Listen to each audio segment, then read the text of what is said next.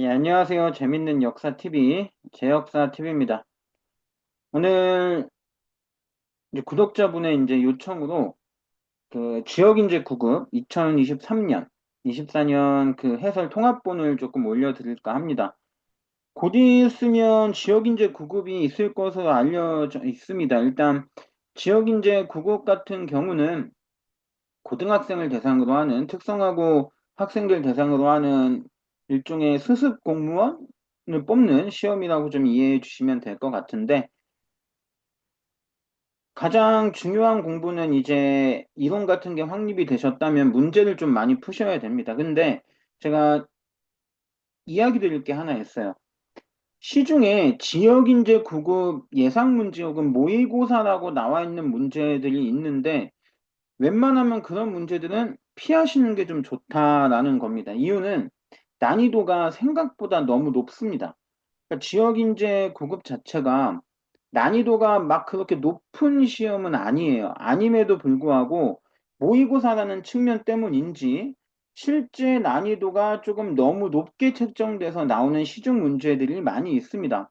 당연히 그중에는 이제 난이도를 잘 맞춘 좋은 문제도 있겠지만 저 개인적으로는 차라리 한국사 능력검정 시험을 조금 보시면서 그 형태랑 문제가 좀 비슷하게 나오는 경향이 많이 띄고 있기 때문에 난이도 수준이 그 정도를 조금 봐가시면서 혹은 또한 지역인재 같은 경우는 기출문제를 좀 풀어보는 게 훨씬 더 도움이 많이 되신다라고 생각이 듭니다. 그래서 올해 이제 지역인재 9급 공무원을 조금 준비하시는 분들은 2020년 혹은 뭐 빠르게 잡으면 2019년도 9년도 정도부터도 괜찮고요. 한 5개년 정도의 이런 지역 인재 문제를 풀어보시면서 준비하는 게 좀 도움이 되시지 않을까라는 생각을 하게 됩니다.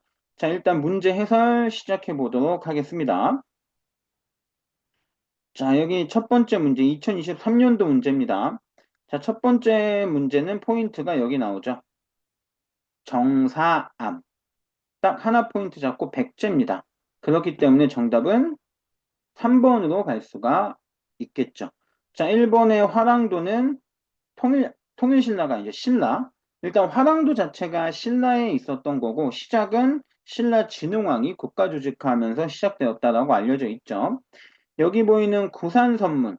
자, 선문이라는 표현이 조금 그 생소하실 텐데 우리가 이제 통일신라 하대 때 유행했던 선종불교. 아마 공부하시면서 조금 보셨을 수는 있습니다. 선종불교가 9개의 산에서 유행했다 해서 구산선문이라는 표현으로도 쓰입니다. 이거는 그 신라 하대에 대한 설명이 되겠고요. 그 다음에 낙동강 하류에 위치했었던 건 금관가야에 해당이 된다. 라고 알고 가시면 되겠습니다.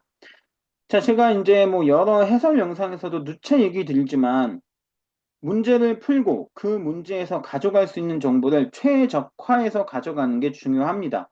여기서 가야가 나왔다고 해서 가야의 모든 걸 적어서 가져가려고 한다? 절대 좋은 문제풀이 방법이 아니에요.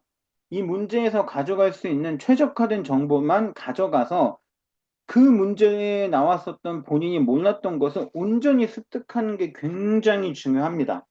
절대 과한 정보를 써서 본인을 힘들게 하지 마세요. 전혀 그렇게 공부하지 않으셔도 됩니다. 자, 그리고 이번 문제로 한번 가보겠습니다. 불교 수용 태학 설치. 하나는 요거죠. 자, 여기서 포인트는 요거죠. 자, 태학은 고구려의 학교 이름입니다. 자, 불교를 수용한 거는 백제나 신라에서도 당연히 찾을 수 있죠. 하지만 태학을 보고 고구려라는 걸 알고 계셔야 되고, 자, 불태윤. 바로 고구려 소수리망에 대한 설명이고 정답은 1번입니다. 제가 항상 이제 좀 암기 팁으로 드리는 게 소수리망의 고기는 불태우면 안 된다. 태우면 맛이 없죠. 불태우면 안 된다. 불태율. 잘 기억해 주시고요. 정답은 1번이 되겠습니다. 2번 같은 경우는 우상국복서 같은 경우는 신라 지증왕에 해당이 되고요. 3번 관산성 전투에서 성왕이 전사. 이거는 일단 뭐 성왕이라는 포인트도 나오지만 관산성이라는 포인트 자체는 백제 성왕과 뭐 신라에서 진흥왕도 그 같은 시기에 있었던 거다. 알고 계시면 좋을 것 같고요. 그리고 이제 4번 같은 경우는 평양으로 도읍을 옮긴 건 고구려 장수왕이죠. 네, 해당 사항 없으니 정답 1번으로 보시고 3번으로 넘어가겠습니다. 자, 3번 문제로 한번 보도록 하죠. 자, 여기서 보면은 이게 포인트입니다. 현량과. 자, 현량과는 간단하게 얘기하면 추천을 받아서 시험을 보게 하는 제도입니다. 이걸 시행하고자 주장했던 사람은 조광조입니다. 중종이라는 왕의 포인트에서도 조금 특징을 잡으시면 좋고요. 조광조란 인물이 등용되고 나서 본인의 세력을 넓히고자 하기 위해서 왕에게 건의해서 실시한 게 현량과가 됩니다. 정답은 가 인물 조광조에 대해서 찾으면 되고 정답은 2번이 되겠습니다. 또 하나 제가 얘기 드리면 갑자사화 아시죠? 주초유양 사건으로 죽은 인물도 조광조입니다. 그게 중종 때 있었죠. 그런 포인트로 같이 엮어서 공부해 주시면 좋고 자, 조이제문 작성한 건 김종직입니다. 이 조이제문과 관련된 사건의 왕은 연산군이죠. 이 조이제문에 의해서 일어난 첫 번째 사화, 무오사화가 일어났을 당시는 연산군 때이기 때문에 왕 자체도 맞지 않는 포인트로 가주시면 되고 불시잡변 정도전이 쓴 거죠. 태조 이성계 때 있었던 인물입니다. 자, 그리고 서북 지역에 항거하여 난을 일으킨 일명 서북민 차별 때문에 일어난 반란은 홍경래의 난입니다. 자, 홍경래의 난 순조 때 있었던 사건이죠. 그렇게 왕하고만 잘 연결시켜도 이것만 보고도 답을 유추할 수가 있는 거죠. 다 이왕과 관련 없으니까 이거겠네라고도 갈 수 있는 겁니다. 꼼꼼하게 공부한 학생들은 이렇게라도 문제를 푸실 수 있다라는 게 되고 자, 그리고 4번 문제를 보도록 하겠습니다. 노비안건법으로 게임 오버죠. 노비안건법 실시한 왕은 고려 광종이 되겠습니다. 그래서 정답은 3번이 되죠. 과거제 시행과 노비안건법 실시 굉장히 중요한 광종 포인트가 되고요. 전시과 제도를 실시했다는 건 처음 실시했다는 얘기가 되고 경종에 해당이 됩니다. 그리고 최승로 시무 28조는 성종, 그 다음에 강감찬 귀주에서 거란군 크게 격파는 현종이 되겠습니다. 현종. 자, 여기서는 이게 다 이제 고려 전반기에 있었던 왕들을 모아놓은 거기 때문에, 어, 꼼꼼하게 공부하지 않은 학생들은 헷갈릴 수 있다. 그 정도 포인트가 되고, 자, 제가 항상 얘기해 드렸듯이 흐름이 중요하죠. 한국사는 이런 것들 밑에다가 해놓고 순서를 나열해 보는 연습을 항상 해주세요. 자, 여기서 이제 이거 그냥 간단하게 이제 해보면 현종이 맨 마지막이고 순서는 광종, 경종, 성종, 현종이죠. 그러니까 3, 2, 3, 1, 2, 4가 되죠. 그러니까 이렇게 고려 왕들 순서로만 나온 것들은 본인이 여기다가 순서 나열해보는 걸 적으시면서 하면 흐름 잡는 게 자연스럽게 또 한 번 연습이 됩니다. 문제 활용은 그렇게까지 해주시는 게 베스트예요. 자, 5번 문제로 넘어가 보도록 하겠습니다. 자, 5번 문제를 한번 보시면 여기 만천명을 주인홍 이거 쓴 사람이 정조입니다. 정조. 정조인데 이거를 몰랐다 손 치더라도 하나가 더 나오죠? 화성입니다. 화성을 건설하였다. 자, 화성을 건설하였다는 거 수원 화성 정조의 핵심적인 또 하나의 정책 중에 하나였죠. 정조에 해당이 되고 정답은 초계 문신제가 되겠습니다. 자, 정조는 나올 게 굉장히 많죠. 하지만 여기서는 만천면을 주인홍, 화성건설과 초계 문신제만 가져가셔도 됩니다. 그렇게 가져가시고 이 비슷한 게 나올 때 또 틀리지 않는다는 마음으로 정조께 너무 많습니다. 또 따로 계속 다 적어서 공부하시면 안 돼요. 자, 그리고 북벌운동. 자, 북벌운동이 처음 나타난 건 효종 때입니다. 효종 때고 속대전은 영조, 중립외교는 광해군에 해당이 됩니다. 이렇게 체크해 주시고 자, 6번 문제를 보도록 하겠습니다. 자, 6번 문제에서 해당되는 건 요거죠. 나 대무예는. 6번 문제 핵심은 대무예입니다. 자, 대시 왕조를 생각해 주시면 됩니다. 이 대무예가 누군지 모른다고 해도 대자만 알아도 대시가 나라를 세운 거는 발해밖에 없습니다. 고구려의 옛 땅을 회복하였다라는 포인트만 봐도 고구려, 즉 삼국시대 이후라는 걸 생각하실 수가 있을 거고 결과적으로는 대시면서 고구려의 땅을 회복했던 나라, 발해가 되겠습니다. 대조영이 세웠으니까. 자, 여기서 발해에 해당이 되고요. 정답은 3번이 되겠습니다. 자, 나당연합군의 공격으로 멸망한 건 고구려와 백제고요. 구주오소경은 통일신라. 자, 평양을 서경으로 삼은 거는 고려의 태조 왕건이 되겠습니다. 자, 과한 정보는 안 되지만 여기서 하나 정도는 좀 가져가면 좋습니다. 삼성에 대해서 하나만 제가 적어드리면 요거 한번 적어서 기억하세요. 선조성, 중대성,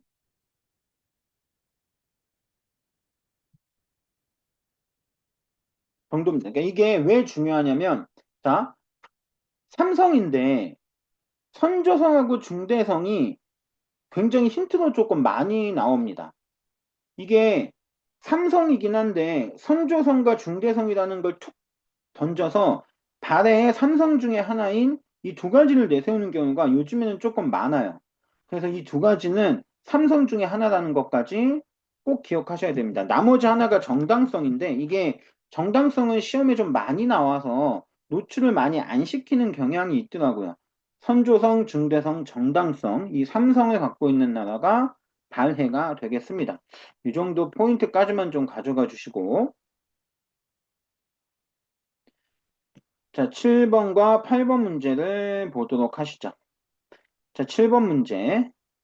숙종 때 있었던 일로 옳지 않은 것. 자, 요거 잘 보셔야겠죠, 이런 거. 제가 항상 얘기 드리지만 옳지 않은 거라고 하면 X 쳐놓고 문제 푸세요. 옳은 건지 옳지 않은 건지 헷갈려서 문제 틀리면 너무 억울하잖아요. 이런 거 실수하지 마시고. 자, 숙종 때 없었던 일 고르는 거니까 정답은 이겁니다. 자, 예성 논쟁은 효종하고 효종의 부인이었던 효종비가 죽게 되자 뭐 상복을 몇 년 입어야 되냐라고 싸운 거죠. 현종 때 있었던 일입니다. 현종 때 있었던 일이니까 정답 4번이 되겠습니다. 자, 그리고 문제 8번을 보도록 하죠. 신돈 나오면 끝이죠. 자, 한국사는 중요하지만 국어 문제가 아니에요. 자, 이게 시간 내로 이거 20문제 풀어라 라고 하는 건 출제자들도 포인트만 잘 잡으면 풀 수 있다는 걸 알기 때문에 내는 겁니다. 포인트가 중요한데 신돈 나오면 관련된 기구는 전민변정도감, 한계고 왕은 공민왕 때죠. 자, 이거에 대한 설명으로 옳은 거 정답은 4번이 되겠습니다. 자, 1번은 뭐 임진왜란 이후 국정을 총괄하는 국가 최고기구는 비변사죠. 조선시대 비변사에 해당이 되고 임술농민봉기에서 삼정의 문란을 바로잡는다. 삼정이정청이라는 관청에 대한 설명이 되겠습니다. 자, 3번은 정동행성입니다. 자, 정동이라는 글씨를 알 필요가 있어요. 정벌한다, 동쪽을.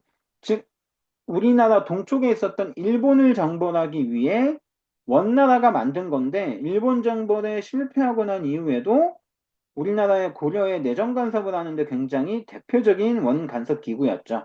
자, 3번은 정동행성에 대한 설명이 되겠습니다. 정답 4번으로 가주시면 되겠습니다. 자, 9번 문제를 보시죠. 자, 이전에 있었던 일을 고르는 문제입니다. 자, 이런 시점 잡는 게 좀 중요한데 여기서도 얘만 알면 끝입니다. 컷이죠. 자, 만적이란 인물이 나오는 시기는 단 한 시기. 그 무신집권기에서도 최충헌 때의 일입니다. 자, 최충헌은 최씨 무신정권을 시작했던 인물이죠. 자, 이 얘기 자체는 이전에 있었던 사실로 옳은 거니까 최씨 무신정권 이전에 있었던 걸 골라라 라는 내용이 됩니다. 정답은 3번입니다. 자, 정중부는 무신 2대 집권자에 해당이 됩니다. 즉, 무신정변 초대 집권자에 해당이 되고, 우리가 알다시피 이제 그 최충원 같은 경우는 무신 5대 집권자가 됩니다. 그렇기 때문에 이제 집권자 순서만 조금 알아도 단박에 맞출 수 있는 문제가 되겠죠. 자, 삼별초는 최충원의 아들 최우가 만든 겁니다. 이 뒷사건을 모른다 해도 삼별초 자체가 최우부터 나온 거기 때문에 답이 될 수가 없는 거고요. 팔만대장경은 원나라랑 싸울 때 몽골 항쟁 때고 몽골이 쳐들어온 것도 최우 때부터입니다. 그러니까 그것만 알고 계셔도 푸실 수가 있죠. 이성계는 조선을 건국했던 인물이니까 고려 말에 해당이 되는 거고요. 네, 정답은 3번이 되겠습니다. 요거는 어려운 문제는 아니에요. 실제로 어려운 문제는 아니지만 여기서 그나마 난이도를 찾자면 조금 난이도가 있을 수 있는 문제였다라고 판단을 하고요. 자, 10번 문제. 자, 각께서 경국대전이라는 이름을 했는데 이게 뒤에가 중요합니다. 완성하지 못하였는데 승하 돌아가셨다고 하죠. 자, 경국대전을 편찬 시작했으나 완성하지 못하고 죽었다. 세조에 대한 설명입니다.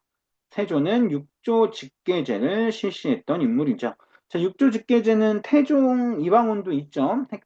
일단 태종 이방원까지도 좀 기억해 주시고, 계미자. 자, 계미자는 태종 이방원 때 있었던 거고요. 계해약조는 세종대왕, 관수관급제는 성종입니다. 자, 계해약조, 삼포에 대한 부산포, 연포, 제포, 삼포에 대한 무역을 조금 제한했었던 일본과의 무역 제한과 관련된 세종대왕님이 했었던 거고, 자, 관수관급제는 나라에서 이제 그 수조권을 조금 통제해서 나라에서 걷어서 관리에게 지급한 제도예요. 이거는 직전법의 폐해를 조금 바꾸기 위한 거였고 성종 때 있었던 거다. 이 포인트가 조금 중요합니다. 관수, 관급제, 관청에서 걷어서 관리에게 지급한 제도. 이렇게 조금 이해해 주시면 되겠습니다. 자, 이렇게 해서 해주시고 11번으로 넘어가 보겠습니다. 각 문제별로 보충 설명이 필요하시면 댓글에 남겨주시면 제가 답변을 해드리도록 하겠습니다. 자, 이제 여기, 자, 관민공동에 나왔으면, 헌의육조 나왔으면 게임 오버 독립협회가 됩니다. 정답은 4번. 자, 일제가 날조한 백오인 사건으로 해산된 건 신민회고요. 황로지기간 요구 반대는 보안회. 3번에 국채보상운동을 추진한 거는 국채보상기성회라고 해서 1907년입니다. 자, 요것도 이제 3번 같은 경우는 잘 보세요. 국채보상운동이 1900년대라는 것만 기억하셔도 풀 수 있습니다. 왜냐하면 독립협회는 1890년대에 활동했다가 없어집니다. 96년부터 98년까지. 1900년대로 넘어갈 일은 없는 거죠. 이 1, 2, 3번이 전부 다 1900년대예요. 그러니까 관련이 없고 정답은 4번. 러시아의 전령도 조차 요구. 근데 이제 함정은 제가 알려드려야겠죠. 여기서 조심해야 될 게 딱 하나가 있는데 러시아의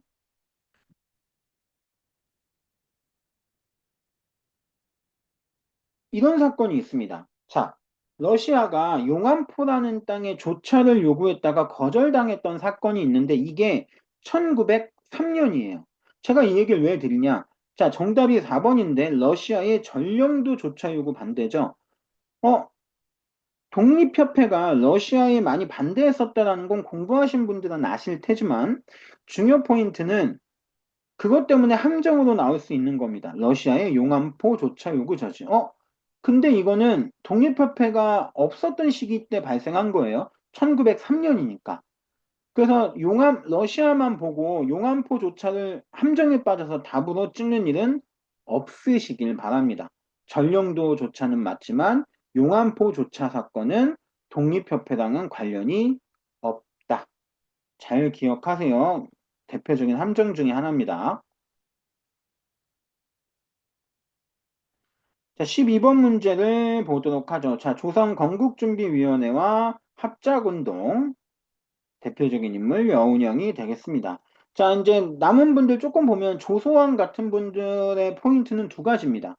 임시정부에서 건국당령을 이제 제안했던 분이고, 우리나라에서 최초 실시된, 그, 5.10 총선거에 참여하지 않으셨습니다. 통일정부를 지향했기 때문에. 그래서 요것만 보고는 잠시 함정에 잠깐 빠질 수 있었다라는 점 조심해 주시고, 이상재 같은 분은 이제 독립협회 초대 회장직을 맡았던 분이기도 해요. 그리고 일제강점기 시절에는 밀립대학 설립운동을 주도했던 분이기도 합니다. 자, 그리고 조봉암 선생은 딱 하나, 이승만식이 3대 대통령 선거에 나와서 평화통일론을 외쳤다가 간첩으로 몰려서 사형당하신 분이에요. 그래서 1958년도 일명 진보당 사건 때 사형당했던 분입니다. 자, 이분은 당연히 뒤에 있었던 위에 있는 통일정부랑은 전혀 관련이 없습니다. 자, 함정이 되는 인물 한 명만 더 알려드릴게요. 바로 김구 선생님 조심하셔야 됩니다. 자, 건국준비위원회는 아니지만 밑에 좌우합작 운동만 보고는 헷갈려 하실 수가 있습니다. 왜냐하면 김구 선생님도 통일정부를 지향했었던 분이에요. 그렇기 때문에 통일정부를 지향했었기 때문에 통일정부라는 것만 나오면 김구 선생님으로 잘못 갈 수 있다. 하지만 우리가 잘 아는 좌우합작위원회에는 참여하신 적이 없습니다. 그건 여운형과 김규식이에요. 조심해 주셔야 됩니다. 자, 이렇게 해서 12번 문제도 마치고 넘어가 보겠습니다. 자, 13번 문제. 자, 13번은 동학과 관련된 흐름이죠. 자, 고부봉기 먼저 나올 거고, 그 다음에 황토현 전투, 그 다음에 전주하야, 그 다음에 우금치, 라다가나가 되겠습니다. 자, 동학과 관련돼서는 고부밀란, 그리고 황토황전투로 외워주세요. 황토현, 황룡촌, 황토황전투, 전주성 점령에서 전주하야, 그 다음에 집강소 설치했다가, 일본의 재침략으로 2차 동학봉기가 일어나죠. 일본 몰아내려고. 그러다가 공주 우금치 전투에서 일본군에게 패배하면서 동학 실패가 되겠습니다. 고부봉기, 황토현, 황룡촌, 전주성, 전주화약 1차에 해당되는 내용이고요. 집강소 설치해서 개혁하려다가 일본이 경복궁 점령하자 일본 몰아내려고 2차 봉기를 일으키죠. 논산에서. 그런 다음에 일본 몰아내려고 향하던 그 길목 공주 우금치에서 전투로 패배하면서 동학농민운동 실패. 이렇게 큰 흐름 잡아주시면 되겠습니다. 오케이. 14번 문제를 보도록 하죠. 정답은 1번입니다. 이 표현만 좀 아셔도 될 것 같아요. 저화는 종이돈을 얘기합니다. 종이로 만든 돈이 만들어서 유통하려다가 실패한 게 태종 이방원 때 한 번 있습니다. 태종 이방원은 조선 전기 3대 왕이니까 앞쪽에 있었던 왕이죠. 그렇기 때문에 답이 될 수 없고 정답은 1번이 되겠습니다. 자, 여기서 좀 포인트가 이거예요. 포구 상인들의 성장. 그리고 이 포구에서 활동했었던 사람들이 객주 여각입니다. 연결해서 꼭 기억해 주시고, 그 다음에 전황. 자, 화폐가 동전이 부족해지는 전황. 자, 동전이 얼마나 유통이 잘 됐으면 모자랐겠어요. 자, 그렇기 때문에 동전이 사용되다가, 즉 한마디로 수요가 너무 높아지니까 부족 현상이 나타난 거죠. 기억하셔야 됩니다. 동전은 광해군이 대동법으로 세금을 동전으로 내게 하고 난 이후부터 동전에 대한 수요가 올라갑니다. 왜냐? 동전으로 세금을 낼 수 있는 시기가 됐으니까. 그전에는 동전은 일반 백성들은 갖고 있어봤자 크게 쓸모가 없었기 때문에 유통이 잘 되지 못했던 거고, 대동법 이후에 굉장히 크게 유통이 됩니다. 그래서 조선 후기 때 뭐 상평통보가 나오고, 그러면서 동전이 급격하게 유통되고, 그것 때문에 수요가 커지자 동전 부족 현상인 4번 같은 전황, 같은 현상이 나온 겁니다. 그렇게 이해해 주시면 좋습니다. 정답은 1번이 되겠습니다. 자, 15번 문제를 보도록 할게요. 자, 15번은 다음과 같이 주장한 인물. 두 번째 문단이 포인트입니다. 우리는 난방만이라도 조직하자. 자, 남한 단독 정부론을 주장했던 이승만의 정읍 발언에 대한 설명입니다. 자, 우리는 난방만이라도 여기서부터 임시정부 같은 것을 조직하여 이 문단은 한번 외워주시면 좋습니다. 여기서부터 여기까지는 쭉. 예, 굉장히 유명한 발언이죠. 이승만의 정읍 발언이고 정답은 2번이 됩니다. 이렇게 좀 정리해 주시면 되겠습니다. 나머지 분들은 뭐 알다시피 김규식 같은 분은 통일정부론자고 안창호 이분은 해방 전에 돌아가셨기 때문에 임시정부에서만 활동했던 분이지 해방 후에 통일정부론과는 관련이 없는 분입니다. 예. 자, 16번 한번 보도록 하겠습니다. 여기 서희를 총재로 하는 밀산에서 조직된 서희를 총재로 하는 가는 4번이 됩니다. 자, 헷갈리지 말으셔야 될 게, 우리가 봉오동 전투 때 홍범도 장군의 대한독립군하고 헷갈리시면 안 됩니다. 대한독립군단은 여러 개의 독립군들이 연합해서 만들었기 때문에 군단이라는 표현을 써요. 자, 대한독립군단은 홍범도의 대한독립군과는 관련이 없습니다. 이름 헷갈리지 마시고요. 자, 나머지를 보면 한국광복군은 임시정부 때 만든 거고요. 대한광복회와 독립의군부 자체는 만들어진 게 국내입니다. 근데 여기 어디서 만들어졌다고 나오죠?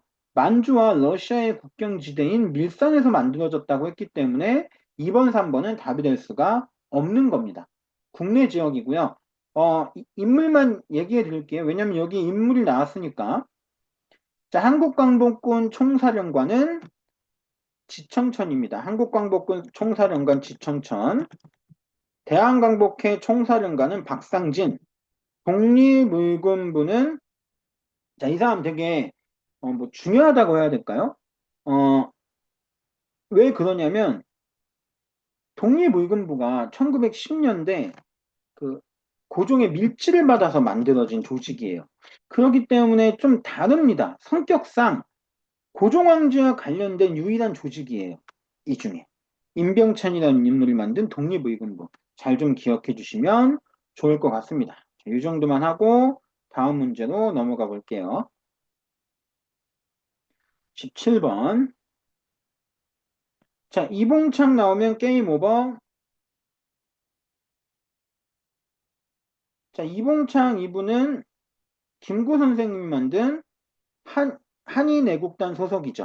한인애국단은 봉봉형제, 이봉창과 윤봉긴, 정답 4번이 되겠습니다. 자, 조명아, 안중근, 장인환 같은 분들은 특히나 1번과 3번의 조명아, 장인환 같은 분들은 특별히 어디에 소속됐다기보단 개인 자격으로 의거를 했었던 분들입니다. 그리고 2번의 안중근 의사는 뭐 본인의 이제 대한의군 의병이라는 표현으로 이제 소속을 밝히시기도 했죠. 또한 일제강점기 이전에 있었던 사건입니다. 그렇기 때문에 일제강점기 김구 선생이 만든 한인애국단과는 전혀 관련이 없는 분이죠. 네, 1909년에 본인을 대한의군 참모 중장이라고 밝혔던 안중근 의사는 소속은 한인애국단과 관련이 없습니다. 자, 그리고 18번 문제. 자, 정신에 나라가 형체라면 역사는 정신. 이 정신이라는 표현을 혼이라는 표현으로 생각해 주실 수가 있어요. 왜냐하면 나라가 형체라면, 즉 육신이라면 역사는 정신. 자, 육체와 혼을 얘기한 겁니다. 이거는 국혼이라고 해서 국혼을 강조했었던 분입니다. 이거는 박은식 선생의 내용이에요. 박은식 선생이 역사는 혼이다, 국혼이다라고 얘기하셨던 분이고 정답은 2번이 됩니다. 자, 진단학회의 진단학보랑 관련된 인물은 이병도, 손진태라는 분이 있고요. 여유당 전서 등의 조선학 운동을 전개한 거는 이거 아까 했었던 분이기도 한데 일단 여기서 좀 중요한 게 있습니다. 일단 우리가 잘 아는 조선 여유당 전서가 그 여유당이란 후는 정약용을 뜻해요. 하지만 정약용 선생이 여유당 전서를 낸 건 아닙니다. 즉 여유당 정약용이 썼던 모든 책을 모아서 펴낸 사람은 1930년대 정인보 선생입니다. 여유당 전서 나왔다고 정약용 생각하시면 안 됩니다. 그리고 4번의 조선혁명선언을 의열단에게 준 거는 신채호가 되죠. 신채호. 자, 이렇게 봐주시면 되겠고요.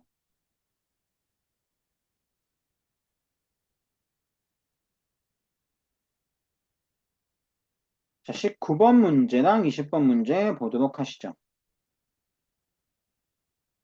자, 19번 문제. 연호를 광무라고 하고 환구단에서 황제즉위식을 통했다. 그래서 가는 대한제국 정답은 4번이 됩니다. 자, 1897년 이후부터를 대한제국이라고 하죠. 그 전에 있었던 거를 좀 구분 잘 하셔야 됩니다. 별기군은 1880년에 만들어진 신식군대니까 조선과 관련이 있을 뿐 대한제국은 아니고요. 교육 입국조서 역시 대한제국 선포 전 2차 갑오개혁에 발표된 거니까 조선과 관련이 있을 뿐 대한제국 시기는 아닙니다. 통리기무아문이 만든 군대가 별기군이에요. 둘 다 1880년에 만들어진 겁니다. 1번, 3번 80년, 2번은 1895년. 전부 다 조선과 관련이 있다. 대한제국은 1897년부터예요. 요거는 점찍고 알고 계시면 도움이 많이 됩니다. 정답은 4번으로 가주시면 되겠습니다. 자, 20번 문제. 자, 이 지역사 문제인데, 자, 백제가 문주가 10월에, 그러니까 고구려가 한성을 포위하고 계로왕을 죽였어요. 그래서 백제가 수도를 옮기죠. 두 번째 수도인 웅진으로. 웅진은 현재의 공주입니다. 이게 그 단어가 바뀐 그 흐름이 있는데 웅주가 곰자잖아요. 곰을 뜻하는 한자잖아요. 그렇게 외우셔도 됩니다. 웅진. 웅은 곰을 뜻하니까 곰, 공주. 이렇게 외우셔도 좋습니다. 하나의 암기 팁이 되실 수는 있고 여기서 바로 나오죠. 공주 명학소. 그러니까 가가 웅진과 공주가 같은 지역이라는 걸 기억하실 수가 있겠죠. 정답이 옳은 거니까 1번이 됩니다. 자, 김원창은 웅천주에서 반란을 일으켰던 인물이죠. 웅천주. 웅자가 또 나오죠. 1번도 같은 공주 지역이 됩니다. 이번에 신립장군이 싸웠던 곳은 충주 판금대죠. 충주에 해당이 되고요. 3번은 평양, 4번은 진주가 됩니다. 진주. 자, 진주는 또 하나 유명한 게 있죠. 진주 밀란이 있고 이제 임술농민봉기로 확산되는 진주밀란. 또 하나 임진왜란 때 진주성 전투, 진주대첩이 있기도 한 곳이죠. 알고 계시면 도움이 됩니다. 자, 세 개가 사건이 있다라는 건 옳지 않은 것은 문제 내기 쉽다는 얘기가 되니까. 자, 이렇게 해서 각 지역도 좀 체크해 주시면 좋겠습니다. 여기까지가 이제 2023년도에 시행된 지역인재 구급공무원에 대한 문제 풀이가 되겠습니다. 자, 지역인재는 보시다시피 난이도가 막 높은 편은 아닙니다. 그렇기 때문에 시중에 지역인재 구급공무원 그 모의고사로 나오는 것들은 웬만하면 접하지 마세요. 난이도가 너무 심하게 높은 경우도 있고 해서 차분하게 기출 중심으로 문제 한번 싹 다 돌려보시고 그 다음에 한국사 능력검정 시험에서 2점짜리 난이도 문제를 조금씩 봐주시면서 하면 도움이 조금 됩니다. 이렇게 위에 사료가 조금 많이 나오는 형태가 한국사 능력검정 시험이랑 비슷합니다. 그렇기 때문에 그런 것들을 좀 많이 접할 수 있는 게 한능검이에요. 이런 식으로 해서 조금 문제를 풀어가는 게 중요하지, 제가 봤을 때는 웬만한 모의고사는 풀지 않는 쪽으로 하시는 게 좋겠다. 라는 게 제 개인적인 생각이 되겠습니다. 자, 이렇게 해서 한 문제가 마무리가 됐고, 자, 이제 2024년도 문제를 보도록 하죠.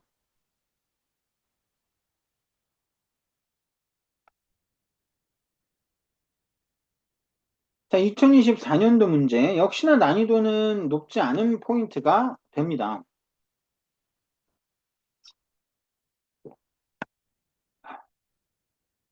자, 한번 보시면, 이 나라. 우리 역사상 최초의 국가라는 포인트가 나오죠? 그럼 딱 나왔잖아요. 고조선, 팔족법. 정답 3번이 되겠습니다. 자, 고구려의 침략으로 멸망하였다. 고구려의 침략으로 멸망했다라는 표현은 옥저 정도가 맞지 않나 싶어요. 왜냐하면 옥저가 태조왕 때 옥저가 고구려에 침략받고 완벽히 복속됐거든요. 그리고 이제 이번에 뭐 1번은 부여에도 해당이 되겠네요. 고구려가 이제 광개토대왕 때 동부여 멸망시키면서 완벽히 복속되고 그 다음에 이제 그 문자왕 때 고구려 문자왕 때 부여가 완벽하게 복속이 되거든요. 494년경에. 그러니까 부여도 해당이 될 수는 있겠네요. 1번은. 자, 2번에 민며느리제는 동의해. 죄송합니다. 옥저. 민며느리제는 옥저에 해당이 되고요. 4번에 천군, 소도라는 표현이 나오는 나라는 삼한이 되겠습니다. 삼한. 정답은 3번으로 가주시면 되겠고요.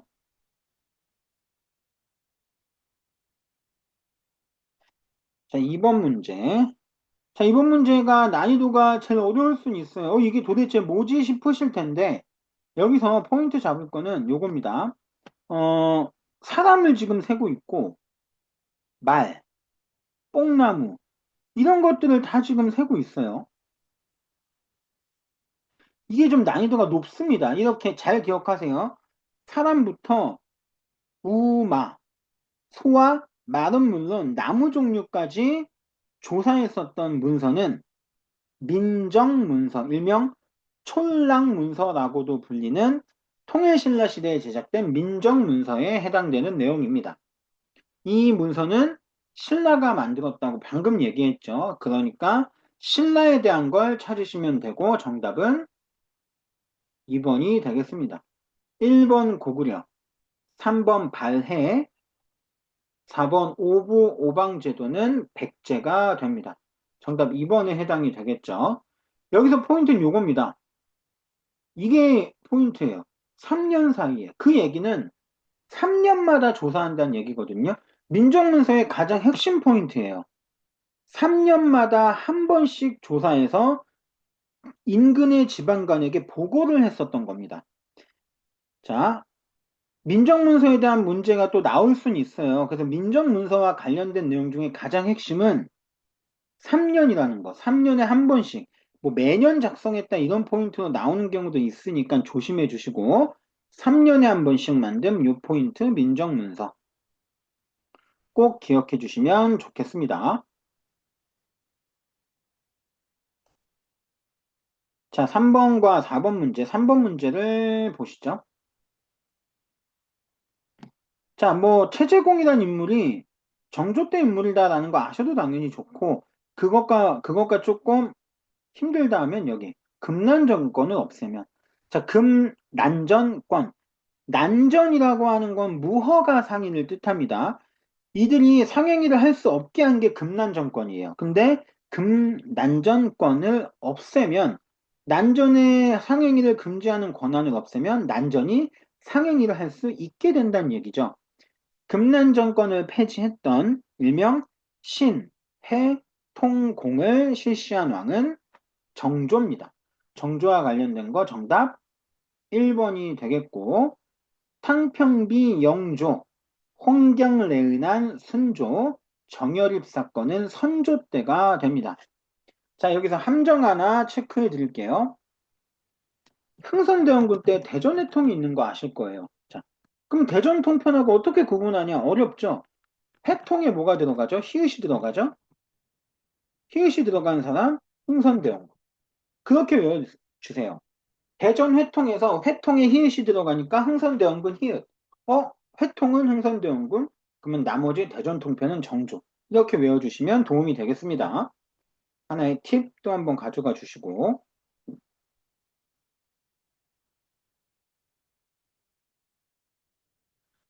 자, 4번 문제를 한번 보시죠. 자, 신민년의 강화도를 침범한 신민년. 미국입니다. 미국. 또한 이 표현도 꼭 기억해 주세요. 광성보. 광성보 전투와 어제현 장군이 포인트가 됩니다. 이 두 포인트는 꼭 기억해 주셔야 됩니다. 어제현 장군의 광성보 전투는 미국과 펼쳐진 신미양요에 대한 설명이고 강화도를 침범했다는 것도 꼭 기억하세요. 지역사 문제로도 나온 경우가 굉장히 많습니다. 자, 이 포인트로 미국이라고 잡아주시고 정답은 3번입니다. 조미소 통상조약이 서양과 맺은 최초의 조약이죠. 자, 그리고 그 이후에 다른 거 보면 한성조약은 일본과 맺은 거고요. 병인자 들어가는 병인밖에 병인양요는 전부 다 프랑스가 해당됩니다. 자, 러시아의 남아견제를 구실로 검은 돈을 불법 점령한 나라는 영국입니다. 이것도 순서 잡아보면 좀 도움이 될 것 같아요. 아까 제가 얘기 드렸죠? 이런 게 막 조선 순서 나오면 순서 잡아보시고, 이 근현대사 관련된 거 순서 나와보면 순서 한번 나열해 보시고, 이런 식으로 문제도 활용해서 공부하세요. 꼭 이게 가장 베스트입니다. 한국사는 흐름만 알아도 진짜 좋거든요. 흐름이 중심이니까. 그렇다고 암기가 불필요하다는 건 전혀 아니에요. 뭐, 외울 게 당연히 있습니다. 뭐, 시중에 이제 뭐, 한국사는 무조건 흐름이다 라고 하시는 분들 글쎄요 암기가 필요하긴 하죠. 흐름 잡고 전체적인 잡는 게 60이면 암기가 40%? 암기 분명히 필요합니다. 팁 잘 잡고 공부하시면 도움이 되실 거고. 자, 5번에 해당되는 힌트 태화관과 탑골공원입니다. 두 개가 포인트 나오면 3.1운동입니다. 민족대표로 나오죠. 자, 이렇게 해서 이 포인트로 알 수 있는 건 3.1 운동이 되고요. 3.1 운동과 관련된 것은 4번이 되겠습니다. 자, 3.1 운동은 고종 황제의 장례식 때 있었습니다. 고종과 관련이 있었던 거고, 순종의 인산일 때 일어난 운동은 60만세 운동이에요. 3.1 운동은 아니니까 구분 잘 해주시고, 자, 3.1 운동 언제 일어났죠? 일제강점기. 일제강점기는 총독부입니다.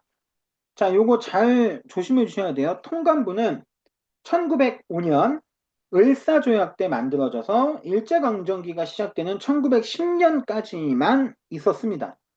통감부가 총독부로 이름이 바뀌어요.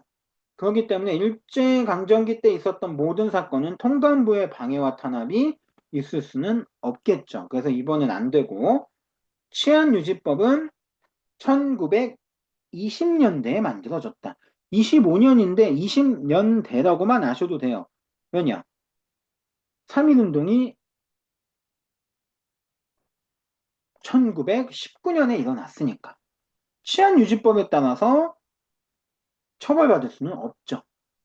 오케이. 자, 이렇게 좀 기억해 주시면 되겠습니다. 자, 그리고 뭐 이제 4번 나왔으니까 알려드리면 뭐 대한민국 임시정부와 함께 무장투쟁이 확산되는 영향으로도 이어지고 영향받은 건 중국의 오사운동까지도 영향을 받게 되죠. 또 하나, 일본이 문화통치로 이제 전환하게 되는 계기가 되기도 하고요.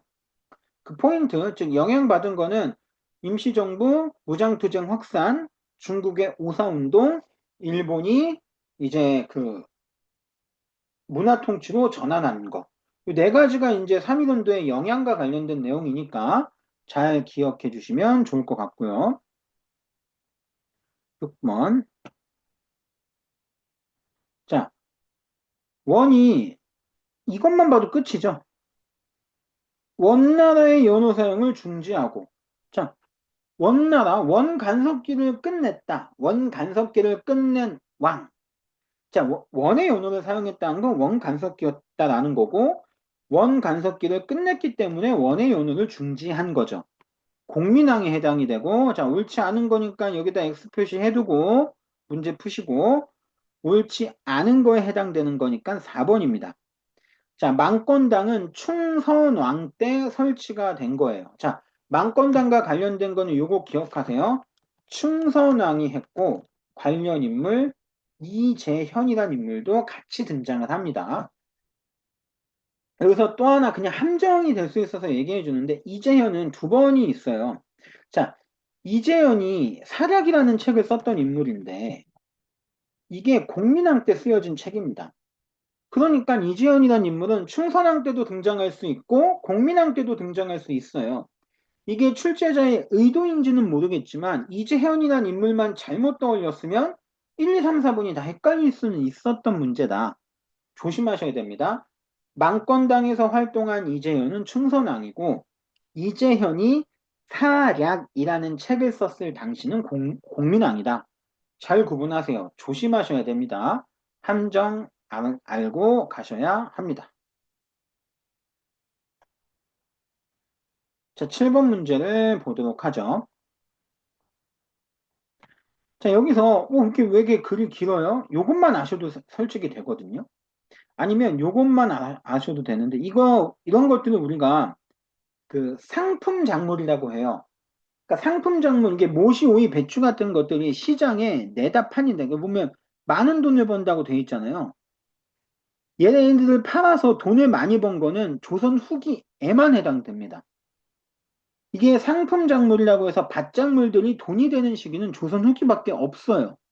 그걸 아셨다면 조선 후기라고 아셔도 되고, 제가 왜 이게 힌트라고 했냐면 경세유표는 조선 후기 정약용이 쓴 책입니다. 자, 정약용은 정조 때고 조선 후기고 그 사람이 쓴 책이 경세유표라는 걸 안다면 책 제목만 보고도 조선 후기라는 걸 딱 떠올리실 수가 있기 때문에 이게 어떻게 보면 큰 힌트가 또한 될 수 있다라는 거고, 옳지 않은 것은 1번입니다. 자, 이게 포인트인데 뭐 근친호는 당연히 금지가 됐었고 동성호는 우리가 잘 아는 위에서 얘기했었던 요 왕 충선왕이 동성혼을 금지시켜요. 그러니까 어떻게 보면 그 이후에 동성혼이 없어졌다라고 생각하셔도 됩니다.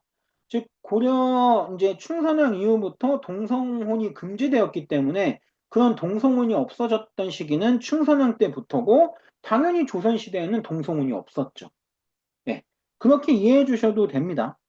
정답은 1번이 되겠습니다. 나머지는 다 조선 후기랑 관련이 있죠. 1번에 해당되는 것만 조금 분홍이란 표현하고 이제 뭐 공명청 납속책은 임진왜란 이후에 나온 거니까 당연히 후기에 해당되는 걸 알고 계실 텐데 2번에 해당되는 단어만 좀 알려드릴게요. 민간인에게 광산채굴에서 세금 부과한 걸 설점수세제라고 합니다. 2번에 해당되는 전문 단어가 설점수세제예요. 다른 시험에 설점수세제라고 나오면 2번하고 똑같은 내용이다 라고 이해하셔도 됩니다. 설점수세제까지 기억해 주시고, 자, 8번 문제 넘어가 보도록 하죠. 가기관. 자, 김홍집 정권이 좀 흐름이 될 수가 있고 교정청이 나와요. 근데 보면 교정청을 일본이 폐지합니다. 자, 이걸 없애버리고 일본이 만든 게 김홍집을 세워서 만든 게 요건데 이게 지금 개혁을 실시했다고 되어져 있잖아요. 일본이 개입해서 실시한 개혁, 바로 갑오 개혁입니다. 1차 갑오 개혁 때는 군국기무처가 만들어져서 개혁을 주도하게 되죠. 자, 집강소는 동학농민운동 세력이 만든 거고요. 원수부와 직계아무는 대한제국 시기에 만들어진 겁니다. 당연히 갑오개혁과는 관련이 없죠. 자, 군국기무처는 1차 갑오개혁 때 만들어졌다가 1차 갑오개혁이 끝나고 폐지가 됩니다. 즉, 2차 갑오개혁과 군국기무처는 또한 상관이 없어요. 군국기무처는 무조건 1차 갑오개혁에만 해당된다. 기억해 주시고 이것도 중요한 함정이에요. 2차 가보기형 문제 풀다가 가보기형 궁극기 묻혀? 오답 많이 나옵니다. 조심하셔야 되고 9번과 10번 문제를 보도록 하죠. 여기서 게임 오버죠. 2차도의 순교, 불교 공인은 신라 버풍왕이죠.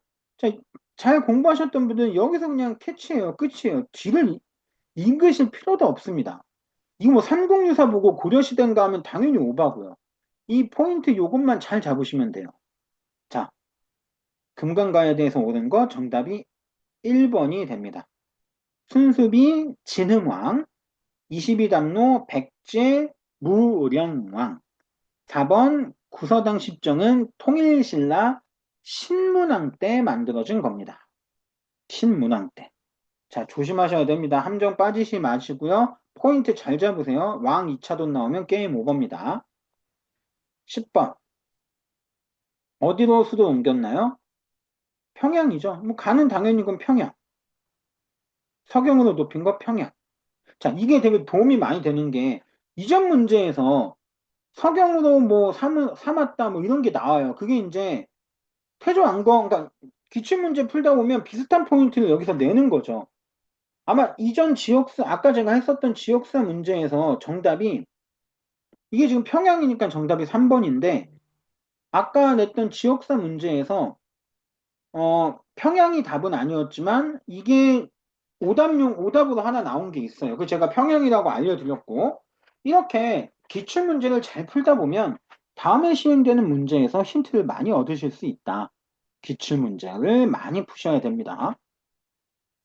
정답은 3번이고 강화도 조약으로 개항되었다. 자, 세 개죠.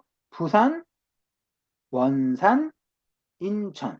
부산, 원산, 인천이 개항이 되었고 자, 동학농민군 무슨 화약 맺었죠? 전주 화약. 그러니까 전주와 관련된 내용이고 4번 백정의 신분차별철폐 조선형평사. 이거는 그대로 나왔네요. 이거 아까 제가 얘기했었던 그 지역사 문제에서 그대로 좀 나왔었던 것 같은데 한번 볼까요? 시간이 좀 뭐 되더라도 맨 마지막 문제 아니었나요? 네, 여기 보면은 나오잖아요, 여기. 이게 지금 공주라서 정답이 1번인데 평양이었고 이게 진주라고 제가 알려드렸잖아요. 이거 잘 공부하셨던 분들은 그럼 맞췄겠다라고 생각이 드네요. 자, 그래서 정답은 일단 아까 방금 얘기한 대로 결국 정답은 지금 이게 평양과 관련된 거니까 3번이 되는 겁니다. 이거 4번 진주가 되고 잘 기억해 주시고 11번 자 시기를 일단 얘기해 줄게요. 개성 경천사지 고려 원간석기 충목왕 때 만든 탑입니다. 충목왕 원간석기라는 거 기억해 주시고 경주 불국사 자 신라 중대 경덕왕 때 만들어진 겁니다. 외우기 힘드시다면 신라 중대 때 만들어진 탑이다. 이건 뭐죠? 분황사탑은 선덕여왕 때 신라 상대, 즉 삼국통일 전에 만들어졌고 이번은 삼국통일 이후 가는 고려시대입니다. 순서는 그러면 다 나왔죠. 얘 먼저 1, 2, 3이 됩니다. 옳지 않은 것을 고르는 순서 문제에서 답이 4번이 됩니다. 즉 시기를 아는 것도 굉장히 조금 중요합니다. 이 서울 원각사지 10층 성탑에 영향을 주었다라고 왜 그러냐면 얘랑 진짜 비슷하게 생겼어요. 그리고 무구정광대 다란이경 세계에서 가장 오래된 목판 인쇄물은 불국사 3층 석탑에서 나왔는데 얘는 이름이 다른 게 더 유명하죠. 일명 불국사 석가탑입니다. 제가 석가탑인 것도 좀 기억해 주시고요. 벽돌 모양으로 다듬어 쌓았다. 이것도 되게 중요하죠. 왜 그러냐면 벽돌 모양이란 얘기는 벽돌로 쌓은 탑은 아니고 탑을 벽돌 모양처럼 쌓았다는 얘기예요. 그러니까 벽돌로 쌓았다 이런 식으로 함정 나와도 조심해 주셔야 됩니다. 벽돌로 쌓은 건 아니에요. 벽돌 모양으로만 쌓은 거지. 조심해 주셔야 되고 얘는 왕도 좀 시험에 많이 나오는 편이에요. 그래서 선덕여왕 때라는 것도 좀 기억해 주셔야 됩니다. 11번 같은 경우는 일단 정답은 4번 가주시고요.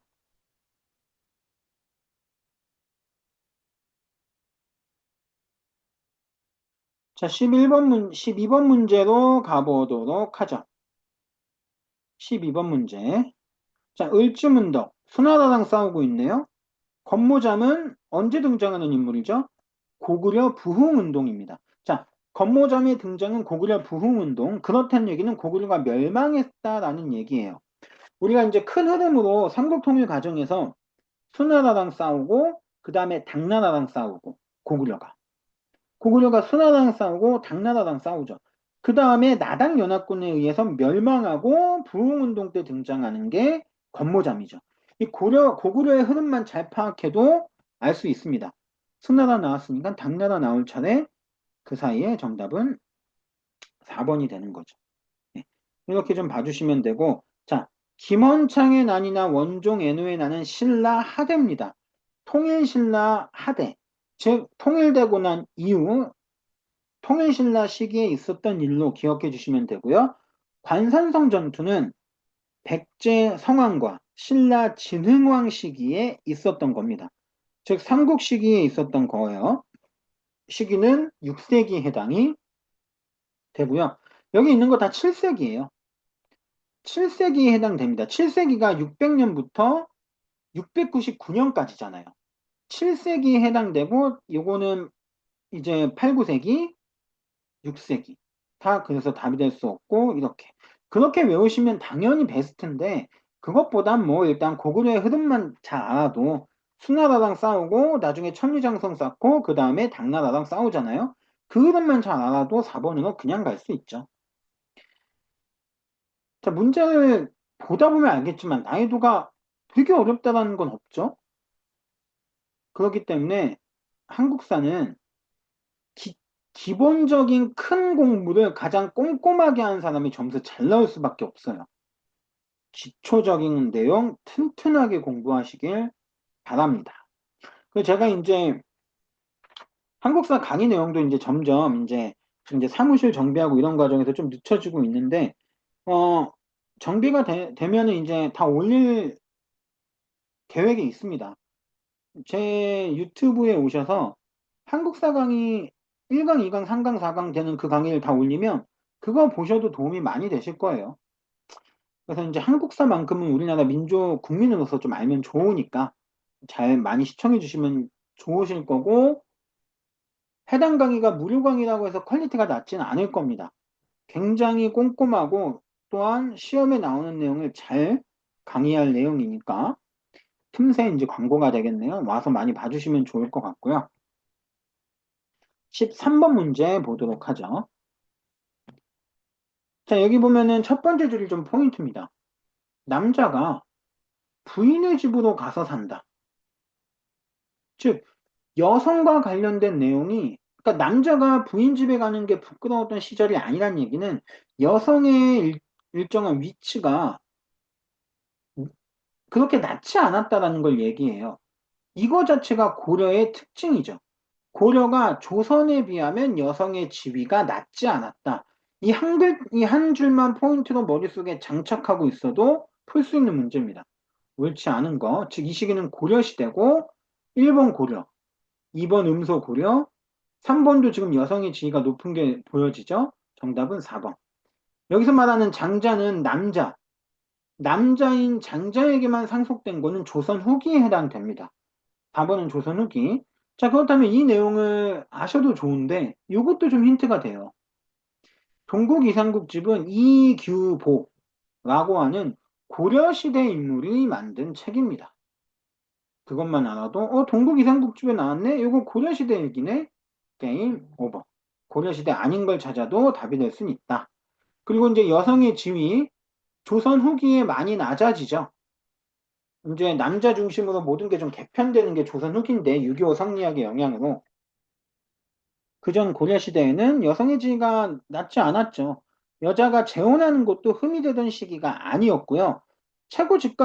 무신 최고 집권자였던 최후도 자신의 여인이 재혼한 여인이었고, 또 뭐 더 앞선 삼국시대 때 가면 통일신라 시대에는 이제 여왕도 나오잖아요. 그런 걸 조금 이해해 주시면 조선 후기 때 성리학의 영향으로 여성의 지위가 급격하게 낮아진 건 어떻게 보면 우리 역사상 딱 그 한 지점이에요. 조선 후기에 관련된 거. 이게 나와서 제가 그냥 간단하게만 역사적인 그 관점으로 얘기를 드릴게요. 이제 조심해 주셔야 될 게 이제 뭐 남녀 갈등이 요즘 많이 일어나고 있는 추세인데, 자, 남자가 바깥이라고 여자가 집안이라는 것 자체를 뭐 어떻게 보면 차별이라고 하는 여성분들이 많죠. 하지만 이거는 잘 생각해 보시면 인류 역사에서 좀 깊게까지 들어가 볼 일입니다. 자, 선사시대 때 사냥을 해서 아까 먹이라고 하니까 좀 이상하네요. 음식을 구해오는 거. 이걸 집 밖에서 해야 되는데 사냥을 하거나 뭐 나무 위에 올라가서 과일을 따거나 하는 일반적인 신체적인 조건이 남자가 좀 더 힘이 세고 그러잖아요. 그러니까 그걸 남자들이 했고 그걸 가지고 오면 그 식량을 얻어온 남자들에 대한 고마움의 표현으로 여성분들이 그거에 대해서 요리를 해서 같이 먹었던 겁니다. 그래서 이 집안일과 바깥일이라는 개념 자체가 그때부터 조심스럽게 형성됐다고 보시면 돼요. 그게 당시에 남녀 차별적인 것 때문에 남자 바깥일, 여자 집안일 된 게 아니니까. 또 하나 제가 계속 얘기해 드리면 고려시대에는 일부 다처제 주장했던 고려시대 관리가 퇴근하다가 돌 맞은 사건도 있었어요. 즉 한마디로 우리가 남녀 차별이라고 하는 포인트, 즉 여성이 많이 억압받았던 포인트는 조선이 되고 나서 2, 300년 지난 성리학이 굉장히 고착화됐던 조선 후기에 바짝 그런 현상이 나타납니다. 그 당시 여성들은 많이 억압됐다라는 건 저도 인정을 해요. 그러니까 그런 관점으로 풀어나가야 될 문제라는 겁니다. 그러다가 요즘에는 이제 여성분들도 많이 뭐 정치에도 참여하시고 뭐 많이 하잖아요. 그러니까 이 요즘 시대에 남자는 바깥일, 여자는 집안일 자체가 차별이라고 얘기하는 건 너무 조금 편협한 시각이 될 수 있다. 그건 굉장히 조심해 주셔야 하고, 마지막으로 한마디만 조금만 더 덧붙이면, 자, 남자가 신체적으로는 일반적으로는 기본적으로 남자가 힘도 더 세고 그런 경향이 좀 많잖아요. 그러니까 어떤 무거운 물건을 옮긴다? 박스가 8개가 있어요. 남자가 5개, 여자가 3개 옮기는 게 왜 남자만 더 일 많이 해요? 이건 차별이 아니죠. 자, 한마디로 남자가 조금 더 신체적으로 힘이 조금 더 좋고 그렇다면 그런 신체적인 상태만 살펴보면 남자가 한두 개 더 날라서 일할 수 있죠. 그러니까 평등이라는 거는 무조건 공평하게 나눈다고 해서 평등이 되는 건 아니에요. 그러니까 저한테 역사 공부를 들으시는 분들, 제가 현장 강의에서도 이 비슷한 얘기를 많이 하지만 남녀 갈등은 당연히 없어야 될 그런 상황이고 대신에 이 말의 요점은 남자 바깥일, 여성 집안일 자체를 차별이다라고 놓고 보는 시각은 조금은 잘못된 시각이다라는 것을 조금 기억해 주시면 좋겠습니다. 자, 이 문제가 나와서 조금 제가 얘기가 좀 길어졌고, 자, 14번 문제를 한번 보도록 할게요. 자, 14번. 밑줄친 왕의 재위 기간에 있었던 사실로 옳은 것. 자, 여기서는 이 인물에 주목해 주셔야 됩니다. 하류는 태종 이방원 때 나왔던 인물이에요.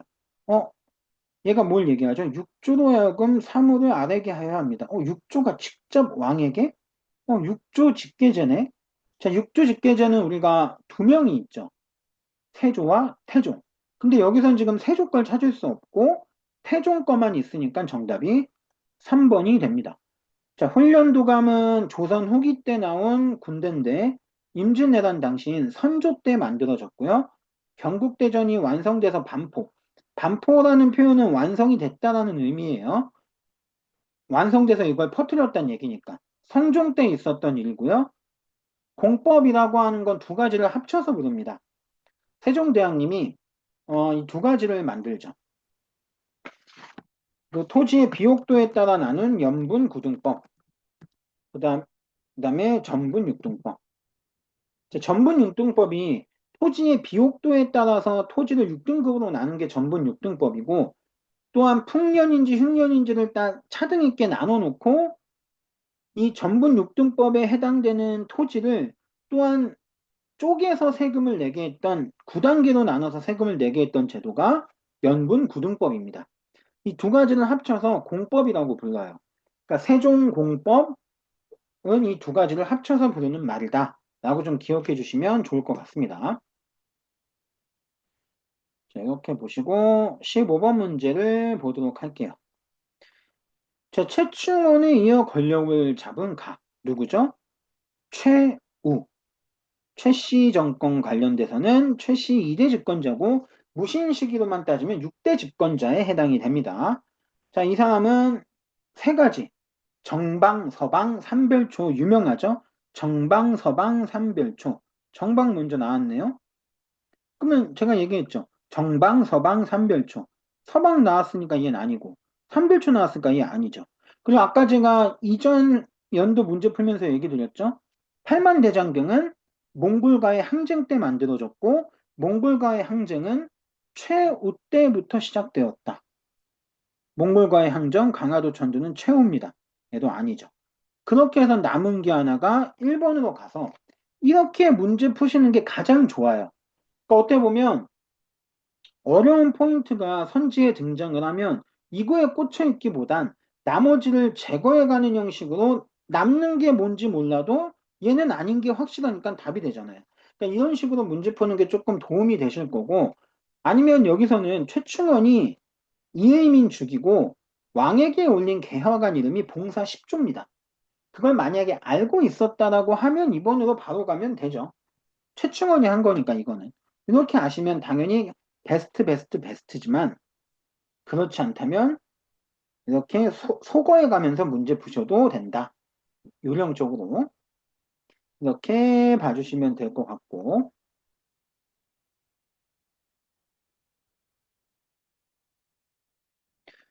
16번 문제를 한번 보도록 하죠. 자, 국가총동원. 자, 국가총동원법에 관련된 내용 일제강점기 1938년에 제정된 거죠. 30년대입니다. 시기. 정답은 2번입니다.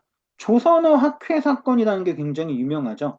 조선어 학회가 이제 우리말 큰 사전 편찬하려다가 이게 조금 우리말 큰 사전 편찬하는 것 자체를 일본이 당시에 이제 민족 말살 정책으로 조선어를 없애려 했던 상황이었기 때문에 이 행동 자체가 독립운동으로 당연히 일본 입장에선 간주가 됐고 조선어학회 간부들을 붙잡아 들여서 조선어학회가 해산이 됩니다. 이 조선어학회 사건이 유명해요. 근데 요거는 이제 기억해 두셔야 될 게 조선어 연구회가 있습니다. 이게 1920년대고 얘네들이 조선어 학회로 이어진 건데 외우는 방법 조선어 연구학회로 외워주세요. 조선어 연구회가 먼저 30년 된 학회. 이거 제가 왜 얘기해 드리냐면 이런 문제에서 나왔던 적이 있어요. 조선어 연구회가 해산되었다. 조선어 연구회는 30년대에는 없었던 단체였기 때문에 조선어 학회 사건 자체를 바탕으로 함정을 파놓은 겁니다. 조심하셔야 돼요. 조선어 학회가 30년대 해당된다. 우리말 큰 사전 편찬하려다가 이 정도 포인트 좀 기억해 주시고 자, 뭐 나머지를 보면 유경공원은 자, 유경공원 자체는 1886년에 만들어진 거고요.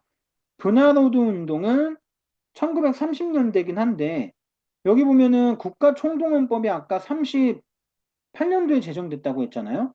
이게 31년도쯤에 있었던 운동입니다. 시기상 당연히 이 법령이 시행된 시기란 얘기는 38년 이후란 얘기니까 얘는 답이 될 수가 없죠. 그리고 대한자강에는 1905년경에 만들어진 단체입니다. 당연히 답이 될 수는 없죠. 정답 2번으로 해당된다. 기억해 주시고요.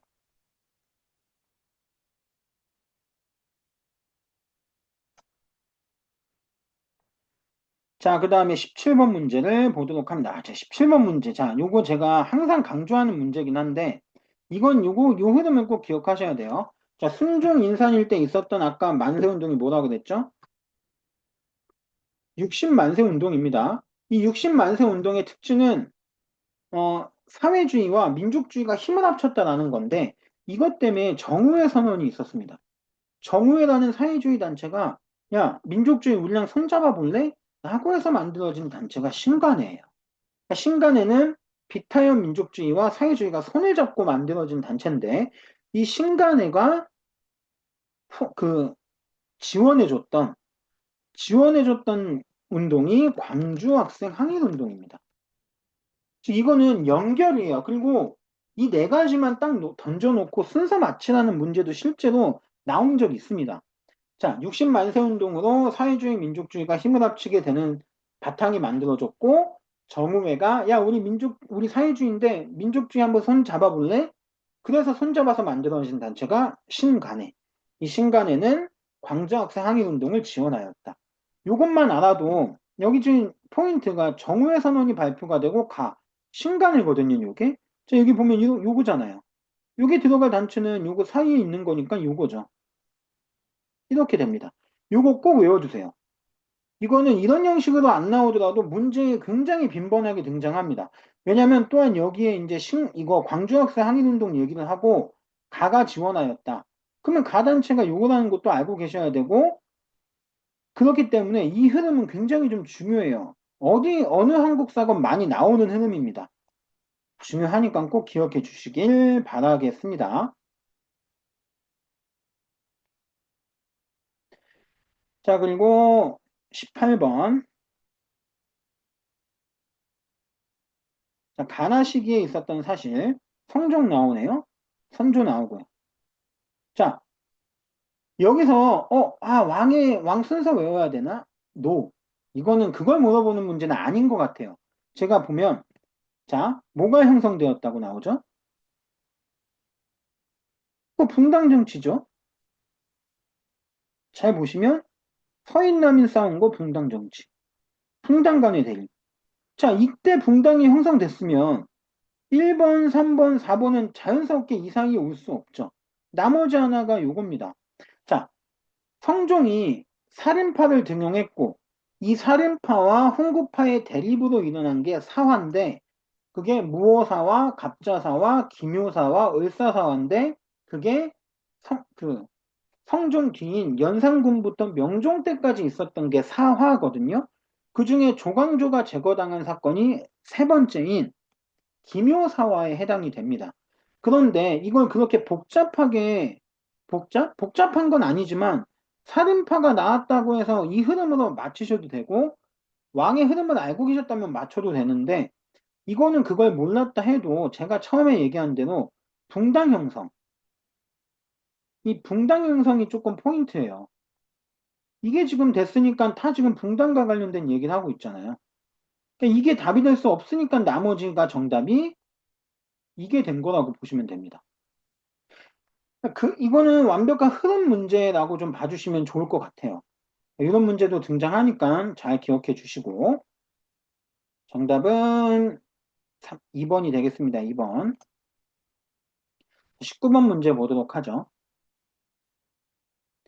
자, 19번도 중요합니다. 제가 중요한 거 알려드리면 요거 통감의 지도를 받는다. 자, 통감의 승인을 거친다. 통감의 동의를 받아야 한다. 통감이 추천한다. 자, 여기서 흐름은 이겁니다. 통감의 권한이 강화되었다. 그 얘기는 통감이 만들어진 이유란 얘기예요. 자, 1905년 을사조약. 이 을사조약이 1차 한일협약이라고도 얘기가 되죠.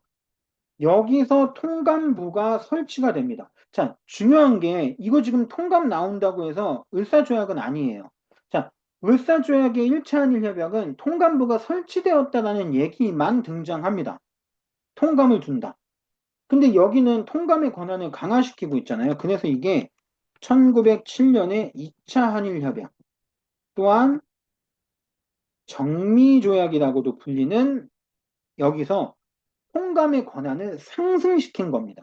즉 여기서 지금 말하는 내용들이 통감의 승인을 거쳐라, 동의를 받아라 이런 내용처럼 통감의 권한을 급격히 상승시키는 건 2차 한일협약, 통감부가 설치되고 난 이후에 당연히 수반되는 일이다.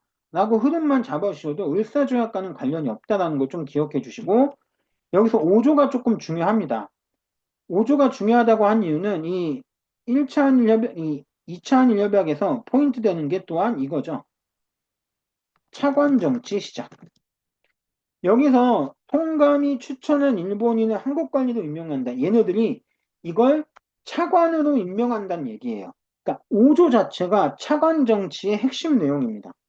그래서 5조만 알고 있어도 차관 정치를 아셨던 분들은 맞히실 수 있었을 테고, 다른 흐름으로 통감의 권한을 급격히 상승시키고 있는 이런 포인트 2차 한일협약으로 봐주시면 되고, 정답은 정미조약이라고 제가 여기 써드렸죠? 1번이 됩니다. 정답이 1번인 거예요. 그래서 지금 함정을 많이 파놓긴 했는데 이게 이제 2차 한일협약. 자, 1차 한일협약 이게 을사조약입니다. 이 정미칠조약은 2차 한일협약이기도 하고요. 자, 한일의정서의 핵심 내용은 이것만 기억하세요. 한일의정서의 핵심 내용은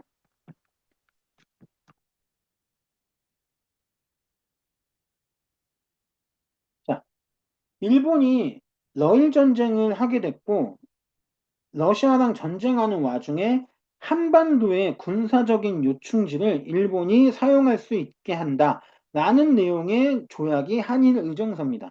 즉 내용 자체는 러일 전쟁과 크게 관련이 있어요. 그 포인트 잘 기억해 주시길 바랍니다. 자, 이렇게 해서 정답은 1번이 되겠고 마지막 문제 보도록 하죠. 이게 포인트죠. 이게 그럼 배경을 물어보는 건데 신탁 통치가 어디서 나왔는지를 알면 되는 거예요. 신탁 통치는 모스크바 3국 외상회의에서 개최가 됐죠. 그러니까 정답이 2번입니다. 자, 요거는 제가 큰 흐름을 제가 설명 한번 드릴게요. 자, 해방하고 나서, 해방하고 나서, 이게 만들어집니다. 해방하고 나서 일어난 국제회의가 모스크바 3국회의예요. 이거는 이제 미중소,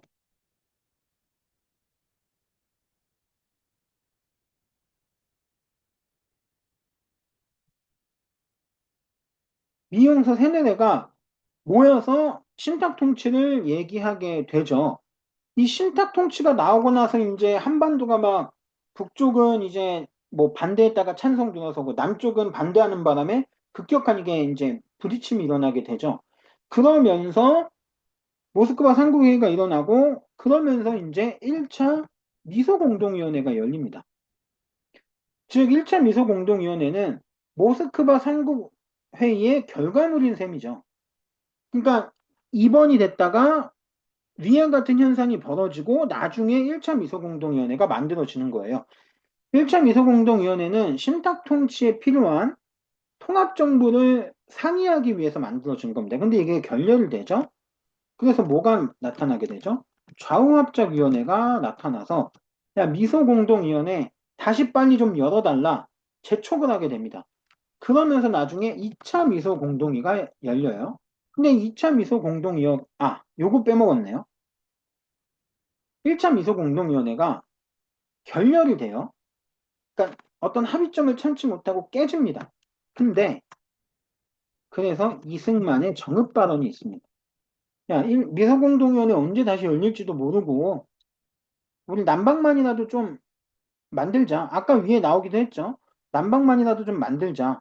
이런 남한 단독 정부론이 나오게 되자 중도 입장에 있었던 많은 사람들이 이승만의 정읍 발언에 저항해서 만들어진 게 좌우합작위원회예요. 이 좌우합작위원회가 미소공동위원회 빨리 좀 열어달라 하니까 열렸죠. 하지만 또 의견을 합치지 못하고 깨집니다. 그래서 남북협상이 시도가 됩니다. 이게 김구 선생님의 3천만 공고 읍고함이라고 하는 유명한 얘기로도 시작이 되는데 이제 결렬이 되고 이 좌우합작 운동 추진했던 여운형 선생도 암살당하고 나서 동력을 상실하는 바람에 이제 남한 단독 정부론이 점점 힘을 이어가게 됩니다. 그래서 이 사이에 올 수 있는 게 미국 한반도 문제 유엔 이관입니다. 한반도 문제를 유엔으로 넘겨버려요. 야, 이거 소련이랑 말도 안 통한다. 넘기자. 그래서 실시된 게, 오케이. 총선거에 의한 정부 수립이 채택됩니다. 즉, 총선거. 총선이라고 불리죠? 국회의원 먼저 뽑자.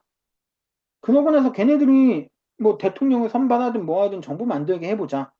이렇게 얘기가 된 거고, 근데 이게 어떤 흐름으로 이제 이어지냐면, 소련이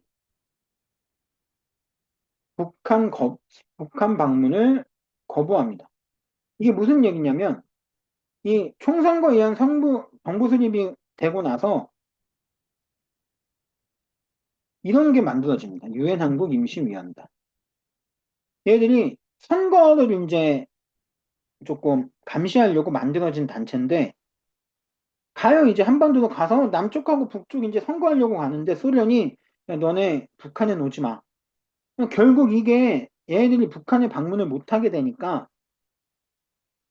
남한 단독 선거의 흐름이 생겨요. 이걸 반대하고자 일어난 게 남북 협상인 겁니다. 남한 단독 선거 움직임이 일어나게 되자 자, 선거 가능 지역인 남한에서만 해보자. 이렇게 움직이게 되니까 남북협상이라는 카드를 김구 선생님이 꺼냈지만 당연히 실패됐고요. 결국 그 뒤에 5.10 총선거가 일어나게 되고 7월 17일 날 재헌, 헌법이 만들어집니다. 그래서 총선거로 만들어져서 헌법을 만든 국회, 5.10 총선거로 만들어진 국회를 재헌국회라고 얘기를 하죠.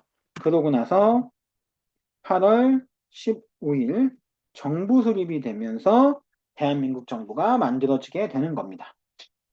이거는 제가 다른 정보 가져가지 말았는데 그거랑은 좀 별개로 이 흐름은 좀 알고 계셔야 돼요.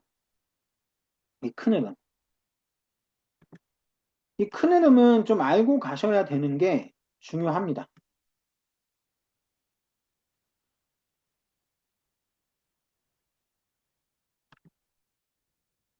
이거 순서 문제도 굉장히 많이 나와요. 이게 지금 여기 표면적으로 이렇게만 나와서 그러는 건데 이 전체적인 배경을 다 알고 있어야 어떤 식으로든 정부 수립 문제가 나오면 맞추실 수 있습니다. 흐름 자체가 현대사는 한 문제가 나와요. 현대사가 한 문제가 나오는데 가장 빈도수가 높은 게 이 시기입니다. 그렇기 때문에 요거는 좀 알고 가셔야 돼요. 정부 수립 과정. 정부 수립 과정에 대해서는 필수로 알고 가셔야 합니다. 오케이. 이 정도까지만 적으시면 오늘 해설 강의는 끝입니다. 자, 이렇게 이제 해설 강의를 좀 마치려고 하는데, 제가 이제 공무원 강의와 관련된 해설을 좀 많이 올리려고 합니다. 왜냐면 해설에 대해서 좀 좋게 봐주시는 분들이 많이 계세요. 제가 학원에서만 강의를 하다가 이 유튜브에서 올리는 거는 많이 없었는데, 해설이 괜찮다라는, 감사하게도 그런 평가해 주시는 분들이 많아서 해보려고 합니다. 그래서 이제 이거는 어떤 분이 이제 댓글로 요청을 주신 사항에서 제가 급하게 좀 찍은 영상이긴 한데, 뭐 해설이 조금 미흡했던 점이 있거나 더 해설해 주셨으면 하는 방향이 있다면 밑에 댓글에 남겨주시면 제가 궁금한 점에 대한 답변을 달아드리도록 하겠습니다. 잘 이제 준비하셔서 이제 구급공무원 해설 이제 구급공무원 지역인재 준비 잘 해주시면 좋을 것 같고요. 모든 공무원을 준비하시는 분들 꼭 좋은 소식으로 합격하셨으면 좋겠습니다. 오늘 영상 딱 여기까지 하겠고요. 그러면 저는 다음 시간에 또 뵙도록 하겠습니다. 감사합니다.